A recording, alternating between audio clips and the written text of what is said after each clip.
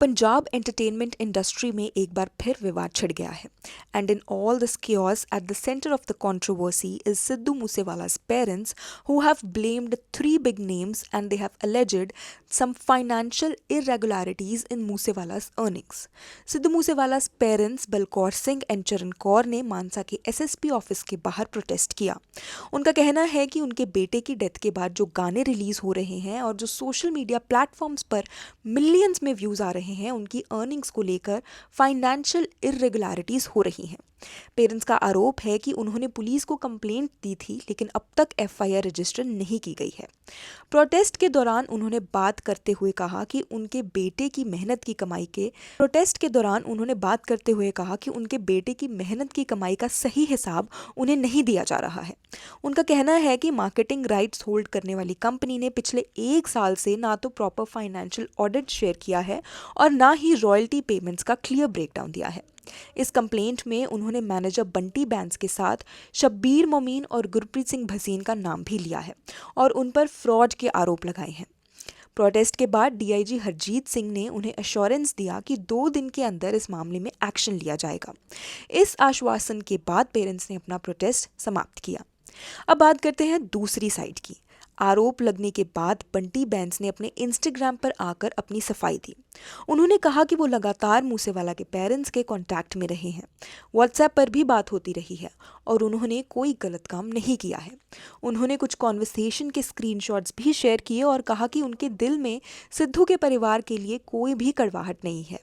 उनका कहना है कि सिचुएशन कभी कभी इमोशनल हो जाती है लेकिन उन्होंने हमेशा इंडस्ट्री में ईमानदारी से ही काम किया है।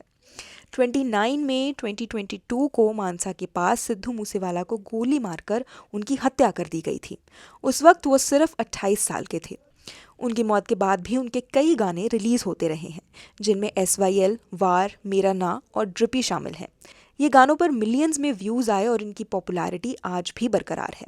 फिलहाल अब इस मामले में सबकी नज़र पुलिस एक्शन पर टिकी हुई है। क्या इस मामले में एफआईआर रजिस्टर होगी, क्या फाइनेंशियल ऑडिट पब्लिक होगा और क्या दोनों साइड्स के बीच ये विवाद सुलझेगा, ये देखना अभी बाकी है। बाकी तो मैं पहला दस ही चुके हैं सारी गल, परंतु एक विश्वास, एक भरोसा है ना, इधर देखो जो कि टाइम बाउंड नहीं है, सामने देख लो परंतु क्योंकि मैं पहला नोट्स नहीं दिता सी, क्योंकि मैं लगातार 6 ਮਹੀਨੇ ਤੋਂ ਇਸ ਦੀ ਪੈਰਵਾਈ ਕਰਦਾ ਪਿੱਛੇ ਰਿਹਾ ਸੀ। ਜੋ ਲੋੜ ਤੋਂ ਵੱਧ ਦੇਰ ਹੋ ਰਹੀ ਸੀ, ਮੇਰੇ ਕੋਲ ਹੋਰ ਕੋਈ ਕਾਰਨ ਨਹੀਂ ਬਣਦਾ ਸੀਗਾ, ਕਿਉਂਕਿ ਆਈ ਵਾਰ ਕੋਈ ਨਾ ਕੋਈ ਲਾਰਾ ਲਾ ਕੇ ਜਾਂ ਕੋਈ ਕੱਲ ਪਰਸੋਂ ਇੱਦਾਂ ਜੇ ਲੱਗ ਰਿਹਾ ਸੀਗਾ।